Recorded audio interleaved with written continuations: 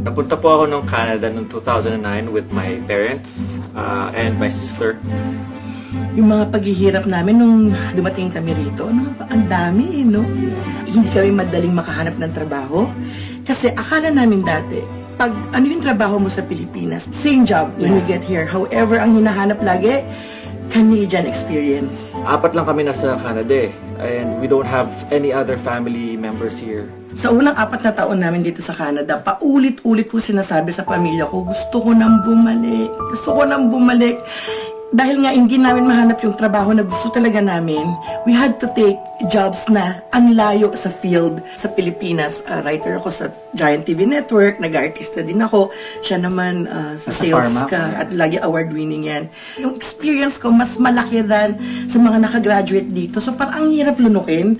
Pero kailangan mong tanggapin because that's the way it is. Speaking in behalf of a child of a family of immigrants, be grateful for the sacrifices of your parents na gagawin nila. Dumating yung point na pinaputol ko yung cable ko, yung TFC and GMA, kasi nakita ko yung mga dating kasama ko lang na, yun, mga PA noon, executive producers na sila, samantalang ako, yung talent ko nawala lang. Bakit kami nagstay pa rin sa Canada despite all the obstacles? Alam nyo, kung may anak kayo, gagawin nyo lahat para sa mga anak nyo.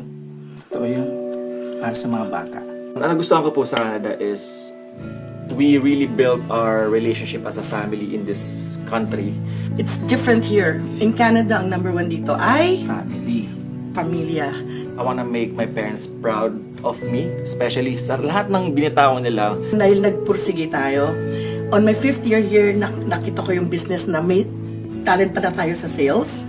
So, it's a health and wellness business. Naging top 2% ako here in Canada. Right now, I work as a registered nurse now, and because of my parents' sacrifices, I am also a nurse manager now as well. Nabawi lahat ng mga sinabi ko dati.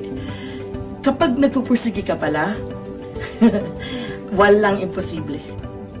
Ang ma-advise namin sa mga gustong pumunta rito, huwag kayong pumunta rito nang hindi kayo mentally prepared, emotionally prepared na magsakripisyo kasi yun ang kakaharapin nyo talaga. Hindi siya madali. Kapag nandito ka na sa Canada, you have to make sure that you will make it worth it. Gusto namin sabay ang mag-asawa pag pumunta rito kasi at least yung suporta nandun. Wala kayo ibang kakapitan kundi isa't isa. Kiss mo ko, charot. Yeah.